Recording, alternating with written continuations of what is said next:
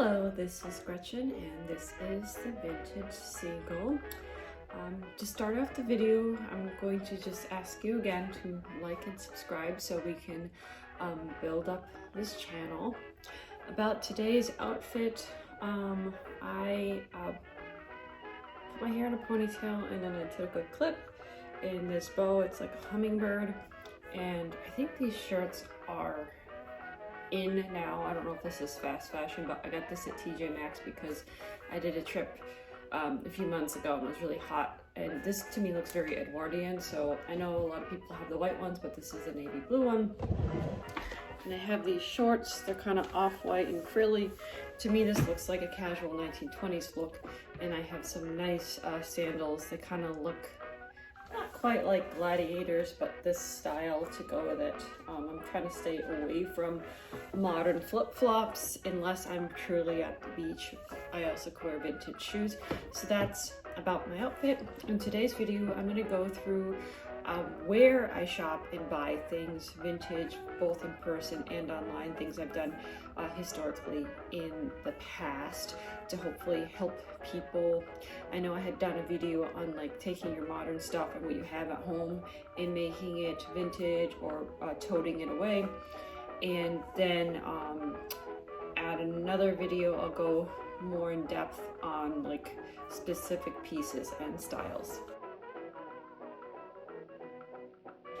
I'm going to start with in person, and for online I might do a voiceover because I have to look at my Safari bookmarks of websites and things I use.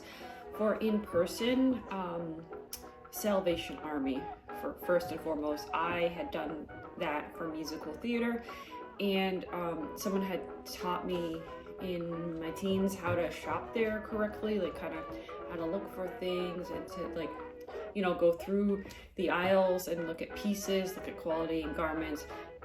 And when I was younger, I felt kind of guilty shopping there because I had kind of an impression in my mind that it was for the less fortunate and that I was taking away from them. But again, if people don't buy it, those clothings will just sit there. So I kind of got over that, and also it is more environmentally conscious now.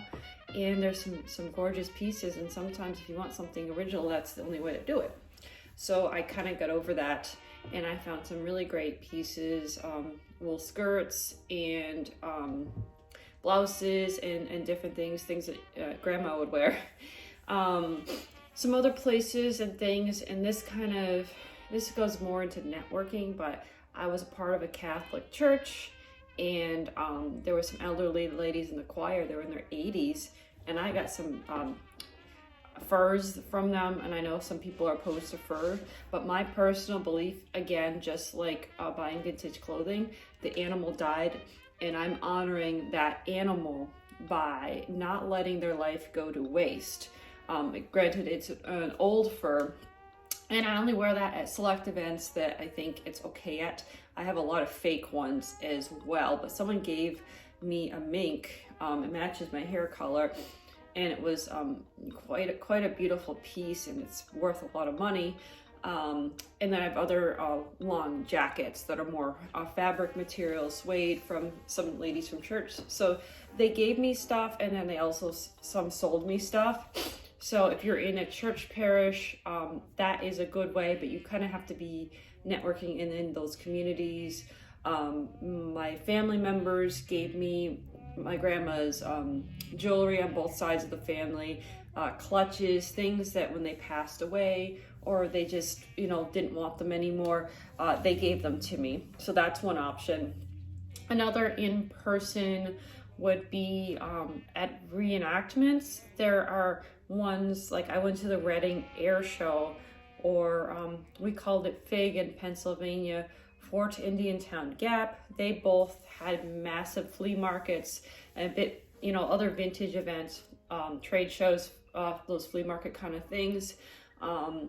Also, when I was part of Boston Greater Boston Vintage Society. Some of their events, they would sell period clothes.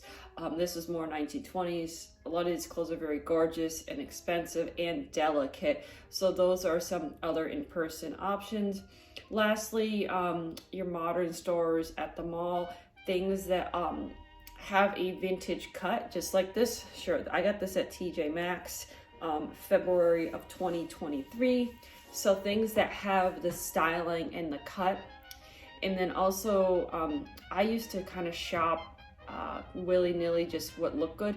But if like you have an idea in mind, for example, sometimes some people buy black skirts and they have 20, and they have a habit of buying the same color, the same kind of garment. You can make a list for yourself. You can go through the photographs and the outfits you want to put together and say, I need a navy blue circle skirt. I need a short sleeve white button down.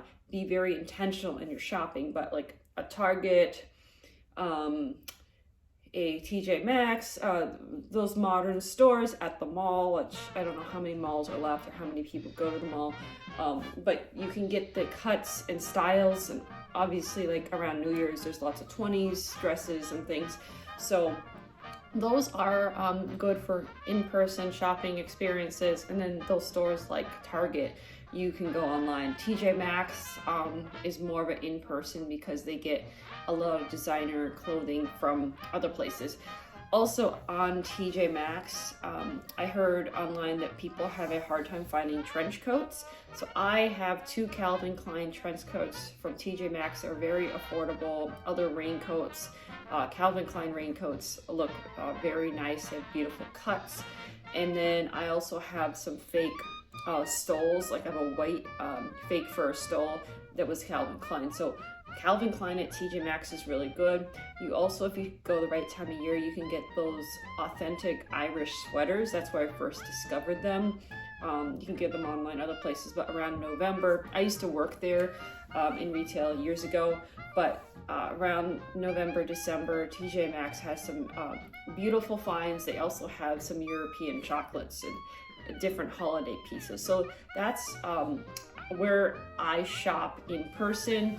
Again, on the Salvation Army piece, a lot of times if there's a big city, they will ship clothing to a smaller town. So if you're about 45 minutes from a big city, I found that my previous local Salvation Army knew with tags, maybe things from the mall that didn't sell, that they donated.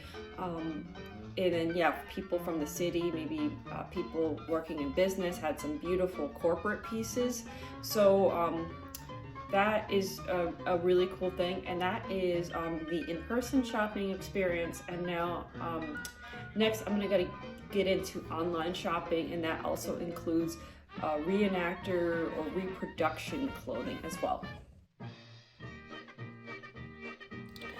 So this is the voiceover for online shopping, and I have my bookmarks queued up. It might be a little bit out of order, and also I wanted to throw in some more of the earlier periods as well if people are interested in that.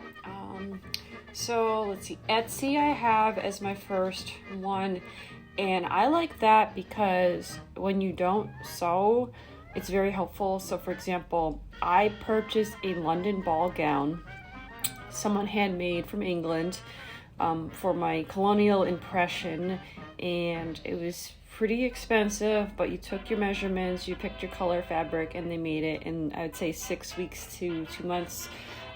They sent it over to you, which I don't mind waiting.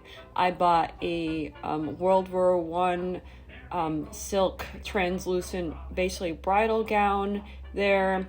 I bought a walking suit that was Edwardian, made of silk taffeta, different colonial pieces. So there are artisans that will make something for you from scratch. You can buy sewing patterns and have someone make it for you local.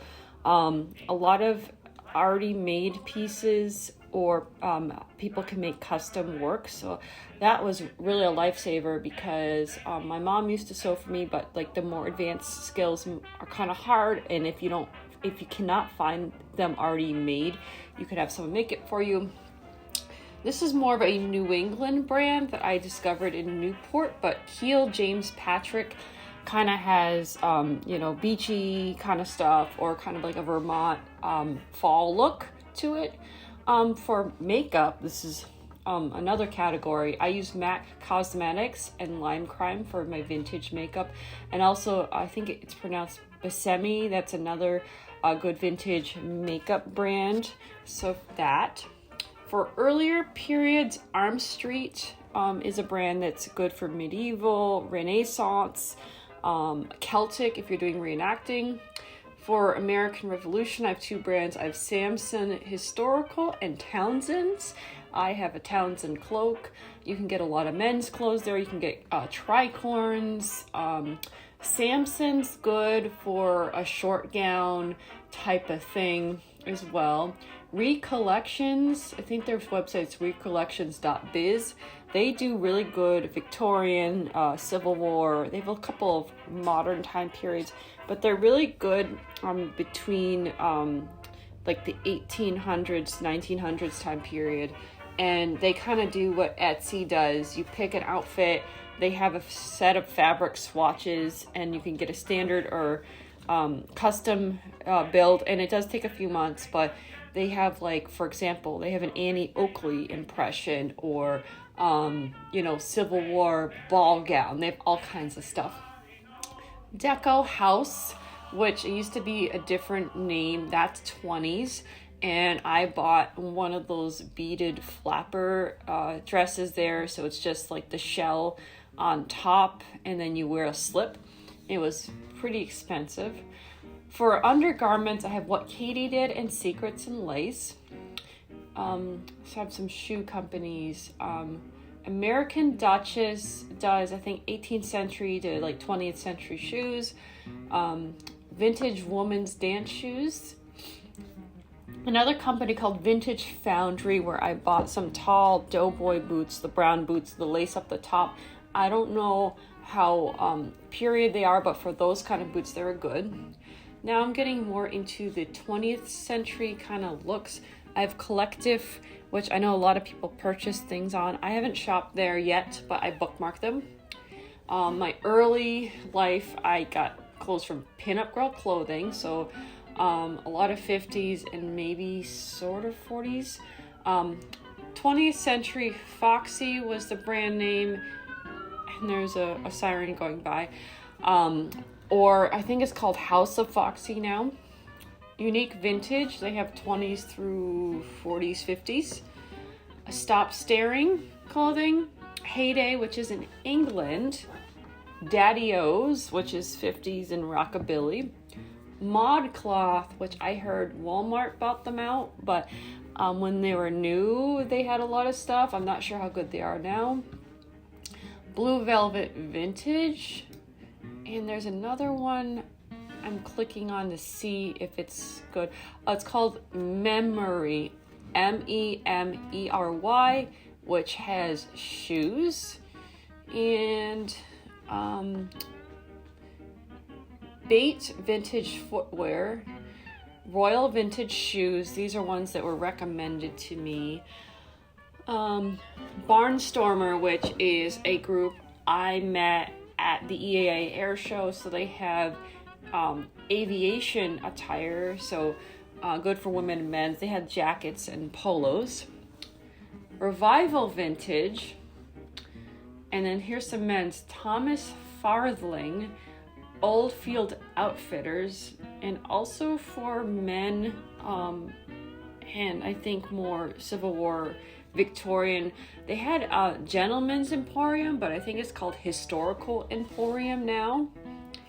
And I'm just looking through some more of stuff for specific items.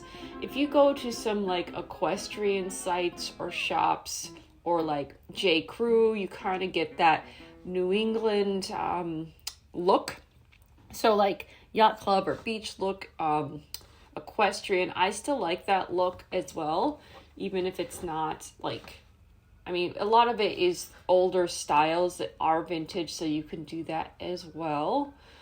And the other one that I use is surprisingly, they have some reasonably priced items, is Amazon. They have a lot of vintage reproduction styled clothing you can get if you want to start at a more affordable price point. So those are a ton of online from various time periods you can get. And then again, Poshmark's also good too. I sell on Poshmark and purchase items. A lot of people get like their nightgowns and things like that on there. So that's a great resource as well. So there's a ton. If you just go online and look, you can use these, or again, just use Google and you'll discover all kinds of websites. So I want to thank you for taking the time to watch this video on my in-person versus online shopping of clothing that is vintage or elegant or, better quality. And we'll see you on the next video.